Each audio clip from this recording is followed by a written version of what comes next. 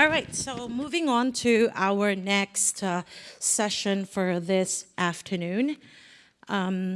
It's another uh, case study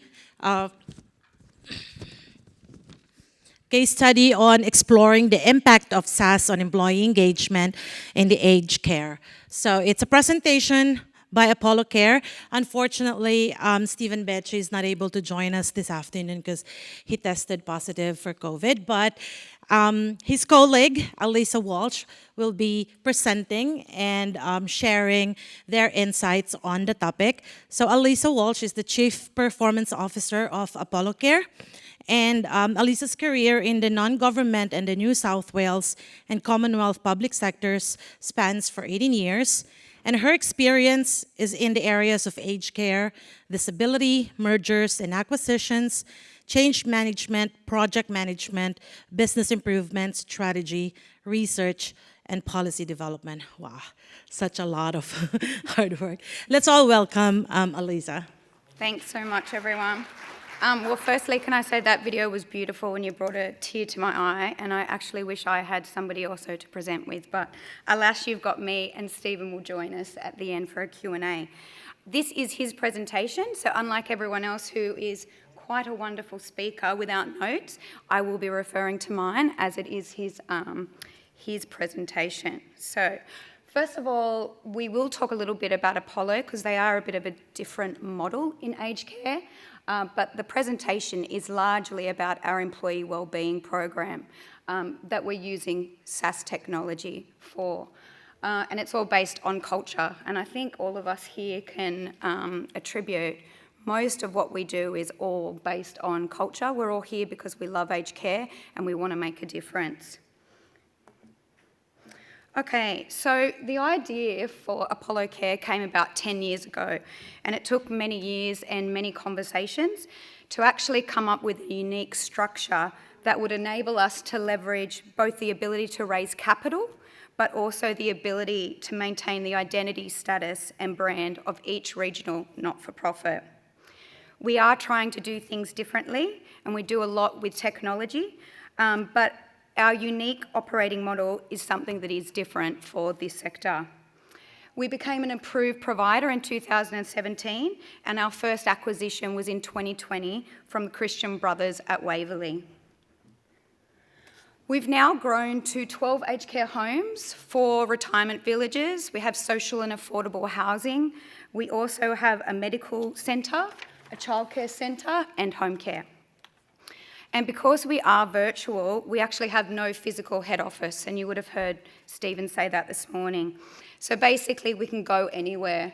We're not limited by borders or also any specific geographic footprint. And so we will go where there's an opportunity to support a small regional not-for-profit to continue to do the great work that they do. Okay, so some of our highlights since we've started. We've actually created 114 new aged care beds in regional Australia. We have 34 more coming online this year, and we have a further 56 planned. We reopened a closed aged care community in Harden in country New South Wales, and this was a service that had previously been closed by a provider that simply couldn't staff the service. We've had it now for about 16 months, and I'm pleased to say that as of next month, we will have a full permanent workforce with little to no agency, which to us is gold. We've received full accreditation at all of our communities, and we've been acknowledged for our work in employee wellbeing and innovation at the Asia Pacific Elder Care Innovation Awards. And that's basically what this presentation is about, and we will dive into that in a couple of slides. So today, I think we can all agree, and given there's a whole stream on it at this conference, workforce is our biggest challenge. It's our biggest cost, and we all know we can't do what we need to do without a permanent workforce. We've got staff shortages, we're over-regulated, we're underfunded. And all of this has helped to create a negative mindset in our workforce, and this is what we call learned helplessness. At ApolloCare, we've partnered with Apollon to deliver a targeted employee wellbeing program based on an intentional culture. The program is backed by psychology and delivered through technology to change how staff view their important role in aged care and ultimately improve their well-being. And this is what we term learned hopefulness. Culture is about human behaviour, it's about psychology. And so in this way, it takes the traditional view of HR, of people and culture, further than the areas of IR, recruitment and retention. At Apollo, we believe, and it's actually now backed up with fact, that if we improve our staff wellbeing, we in turn improve our resident wellbeing. And together, this lays a strong foundation to improve our business and our profitability. So our progressive model, as I was saying before, it's quite a unique model for the sector. So at ApolloCare, we preserve the brand and purpose of each aged care community within our group. We strengthen the capability and efficiency of the individual communities through the use of specialists supported by cloud-based technology. We raise capital as a private operator to improve the assets and services. And we build and develop our workforce through our SaaS culture program, helping us to attract and retain our workforce. And all of this is achieved without a traditional head office. So therefore, our cost of service doesn't include depreciating a building in Sydney, Melbourne and Brisbane, nor the fixed office costs of head office staff. So, as I said before, we're actually a network of independent regional not-for-profits with the benefits of a larger organisation. We don't actually promote ApolloCare, we promote the individual not-for-profits in our network, because ultimately regional Australia wants their own services provided in their own communities by their own people. Okay, so technology is huge at ApolloCare. Our model and network of individual not-for-profits is backed by a technology platform that drives efficiency, collaboration and outcomes. Our platform can be accessed by our staff anytime, anywhere, at any location. We're actually quite lucky because we were a startup that we have no legacy systems and we're just completely in the cloud.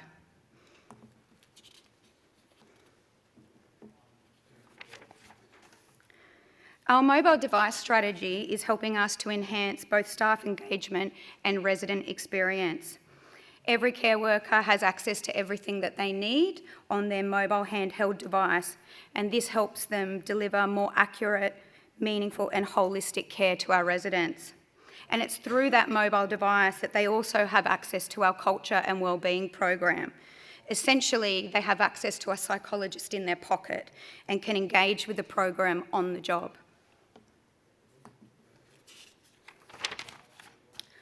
So our workforce wellbeing program delivers weekly on-the-job training via their mobile device, as I just said, and it's about delivering resilience and direct focus to wellbeing and what actually matters most in that community.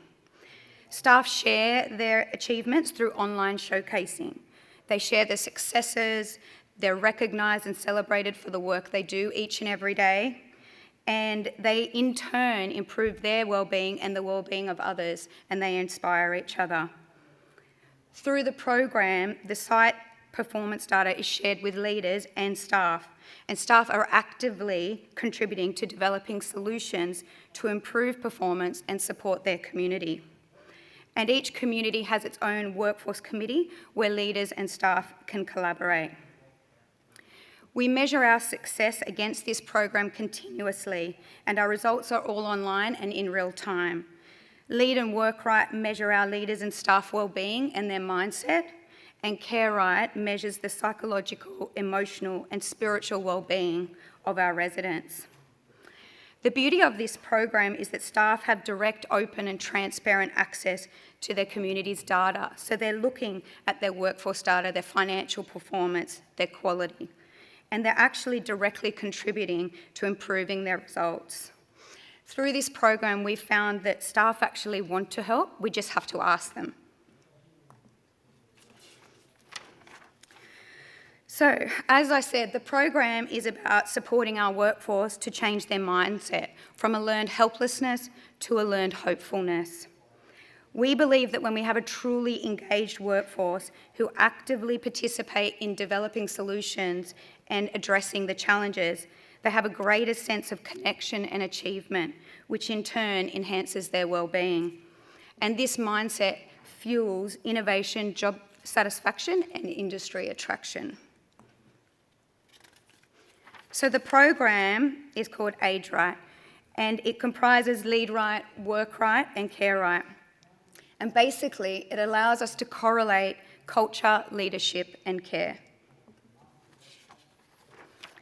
So here we have a definition of learned helplessness, and this is actually from Apollon's founder, Sue Jauncey, who is a registered psychologist.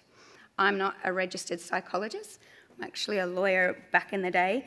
So I've actually provided her slides here that have come straight from her. So basically, learned helplessness is when people feel helpless and unable to improve their situation. They have a decrease in motivation and they believe that they have no power to improve things or change anything. For example, a carer might think there's no point raising an issue with my manager because they won't listen anyway and nothing will improve or change as a result. So what we see when we see learned helplessness is that there's increased levels of cortisol. That's your body's main stress hormone, which can actually have harmful effects on your health and your well-being. We also see a workforce that isn't engaged, a stressful environment, negative stories running around the community, and leaders who are unable to engage the hearts and minds of their workforce. And all of this impacts people's well-being and quality of life, but it also actually impacts business performance. So what is learned hopefulness? It's the ability to maintain a positive outlook even in challenging or difficult circumstances. It recognises that setbacks and failures are part of life, but they're seen as temporary and surmountable. This mindset encourages individuals to persist, remain optimistic, and actively seek solutions and opportunities for growth. For example, staff working together to solve the issue of agency. Instead of talking with each other and in their community about the fact that they don't have enough staff for their home, staff are actually working with their leaders in that community to develop solutions to reduce agency. They've come up with different ideas, including shift swapping, improving the onboarding and induction experience for new staff, how they can speak highly out in their community about their role, staff recognition morning teas for staff who've picked up extra shifts, helping to run career days, etc. Hopefulness actually equals innovation, and I think we can all agree that we need a lot more of that in aged care. So, how do we actually mitigate learned helplessness and promote learned hopefulness? So it's about focusing on what we achieve together. It's about showcasing our successes. It's building conditions for staff to connect and collectively achieve. It's removing judgments and assumptions. It's focusing on giving rather than receiving. And it's focusing on what's best for our residents and the organisation, not for ourselves. And all of this gives us increased levels of oxytocin, which is known as the love hormone, and that has a lot of benefits for our health and well-being. Research has begun to evidence our workforce culture program, which is aimed, as I said, at changing the mindset of our workforce and improving their well-being. Our system is universal. It applies for all people. It's delivered through SaaS technology that enables us to scale, reach people anywhere and anytime in a consistent way. Because it is SaaS technology, it's always there, it's always available, it's always accessible. It allows us to normalise our culture and our behaviours. It delivers weekly content and it enables us to showcase our achievements. And it also provides clarity for everyone, which the leaders can then follow through on. Our vision is simple. We want to establish workforce conditions that are based on connection and achievement, and we want to boost well-being, quality of life, and performance. I think we all agree in this room that people matter, and when their well-being is optimised, everyone wins. They win, the resident wins, the team wins, the organisation wins, and ultimately the sector wins. So, as you all know, what we focus on grows. We are measuring on an ongoing and continuous basis our results against our workforce wellbeing program. In 2022, our residential services manager at Alexandra Gardens returned after having long service leave. What she actually came back to was a workforce that wasn't engaged and a home that wasn't performing well against any of its measures.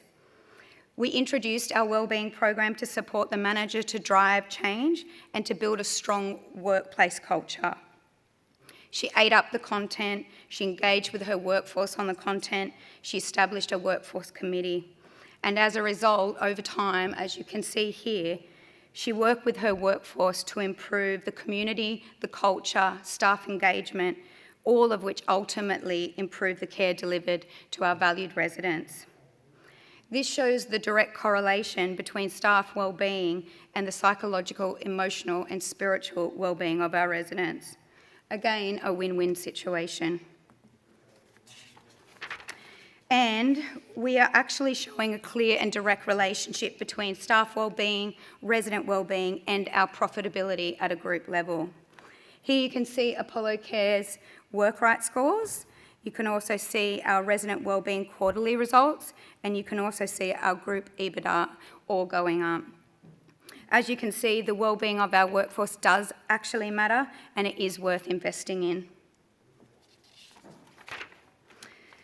All of our data is captured online in real time, but through the lens of culture.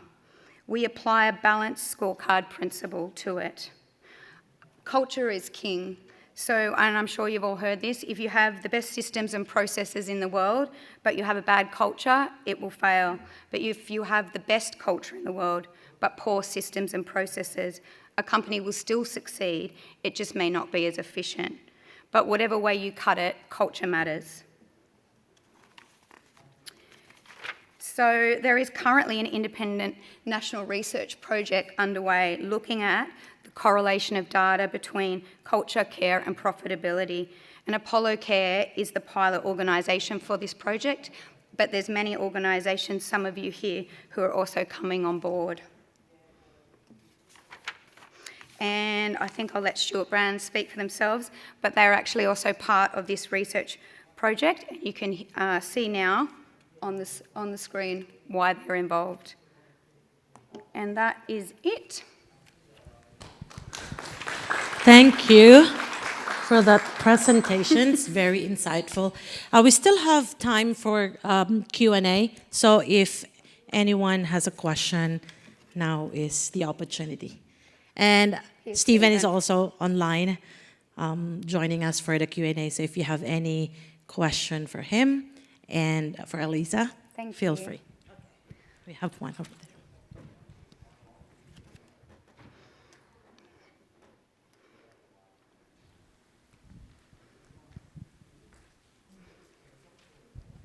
Hi, sorry, sitting right up the back again. It's all right. Camilla Rowland, CEO, Palliative Care Australia, and I'm really interested in this conference, some of the themes around hope and care for staff, care for residents, and that focus on individualised, personalised care.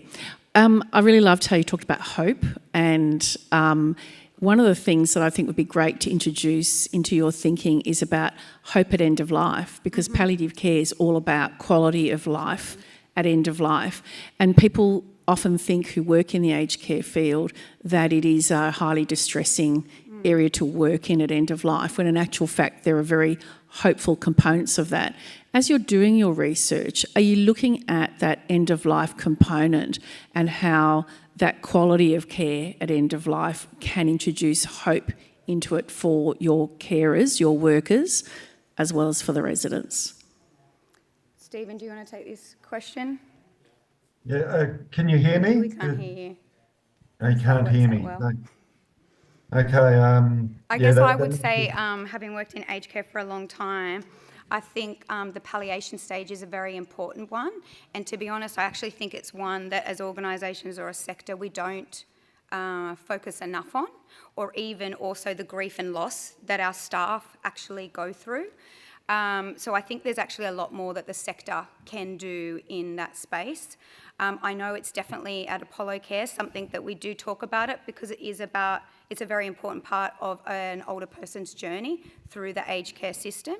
And you're right, even in those later stages, there's still room for hope, and there's still ways that we can beautifully work with people to give them the perfect ending to a wonderful life. Stephen, can you not still speak? Can you hear me, Yeah. Alissa? Yes, we can. Thank you. Terrific. Excellent. Great question. I think it's baby steps for us even to get the concept of being able to track our staff's stages of helplessness to hopefulness was a first step, and we're even moving beyond that. On 1 July, the system changes again, it steps up again. So we're moving from collecting the data via surveys. Everyone in aged care, frankly, is surveyed out. We get that many surveys from the department, from the commission, from everyone, including ourselves as organisations, that staff, frankly, have had a gutful of it all. So what we're doing is we're moving beyond surveys to a consumption. So this is pure SaaS. This is where we will feed everyone videos, tidbits of information. Staff will open it up, they'll look at the videos, they'll answer questions, they'll do a whole bunch of processes, all in company time. It doesn't have to be at home time. They're learning along the way and they're being normalised, but we're collecting the data through consumption. So that gone are the days of surveys. That's where AI comes in, because then AI begins to predict, begins to look at what the triggers are for staff. So that's one step that we've invested in and going forward in.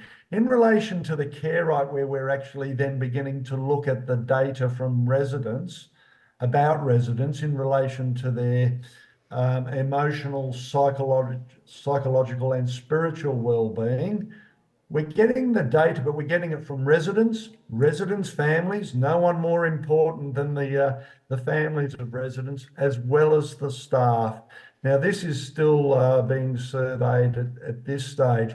So going down the one pocket of palliative care, we haven't gone that far yet. Right now, our aim is to prove to the government and to the sector, to everyone, that there is in fact a causal relationship between the well-being of staff, the well-being of residents, and the viability of the organisation as a whole. So it's stepping along, but point taken there. I think there could be some additional research done into the specifics of palliative care, but let's go beyond that. Dementia.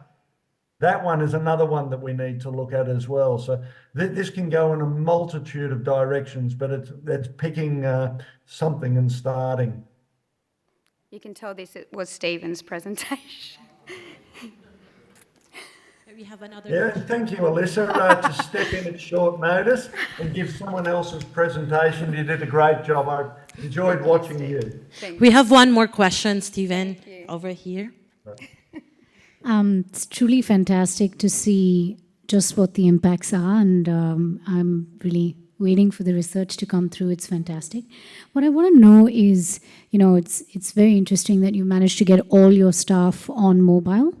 How did you manage that change process? Because, what we face is we have a very varied workforce in terms of digital literacy. So that and the data privacy aspect of that migration.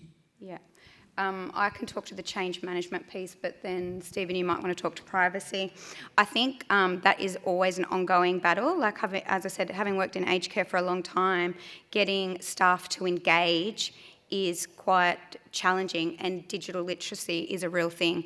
I think for us the big difference is I have worked other places where we haven't allowed people to carry around their mobile while on shift for various reasons, or have access to this program. The good thing at ApolloCare is it is actually seen as a vital part of our work, and culture really matters, and that means staff need to be able to access it on shift and then be able to talk to each other on shift about it. I will say that I think leadership matters, and I'm not sure, I think it might have been Dr. Anat who said it before. Leadership does matter, so we really need our leaders engaged in the program and walking the floor, engaging with the content, talking to their staff at toolbox talks. What did you learn today in your content? How do you think you demonstrate that behaviour? What could we do to improve? The other big part for us is workforce committee. So we have a workforce committee at each site, and that is actually comprises people, our frontline staff, and so they are coming to the table and talking to leaders about problems, and they're also being part of the solution, and that has been quite pivotal. So as I look after all business performance, so we have 11 KPIs at Apollo, and those KPIs are actually shown to the workforce at each site. I've never really worked anywhere before where, a carer will see, what's our agency usage, or what's my direct care KPI? Like, how is this business performing? What are we spending on indirect care? So actually putting that information into the hands of our workforce, it really engages them, and they become part of the solution and actually the team that's bringing about change. So I guess that's how we're engaging people. But I would say it is a challenge with frontline staff, but I do think enabling people to invest in culture on the floor, on the job, is quite powerful. Stephen, did you want to add to privacy? Yeah, look, we obviously have to abide by all the privacy rules. Look, we cheated a little bit. We started in 2020, so we were in the middle of COVID, the pandemic. Thank you, COVID. That's why I'm not with you today. We started in the cloud, so therefore, right from day dot, all of our systems were in the cloud. So we're on an Azure architecture, so privacy is paramount. We don't have legacy, so we're not particularly bothered about cyber attacks from the perspective of old legacy systems that can be attacked.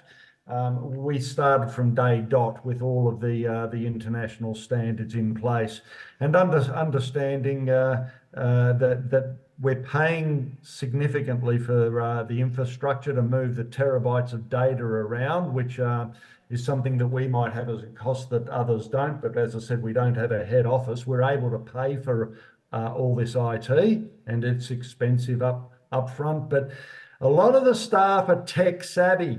They all have their own mobile phones. They all work it. You can see them on the trains, buses, everywhere they've got their phones. So if you can incorporate their phone into your workforce and use it, and they've got all that access, a carekeeper or whatever else that they've got on their phones and able to do this work, you find that you've got a very engaged workforce, which overcomes a lot of the problems the providers are having with this type of stuff on the floor.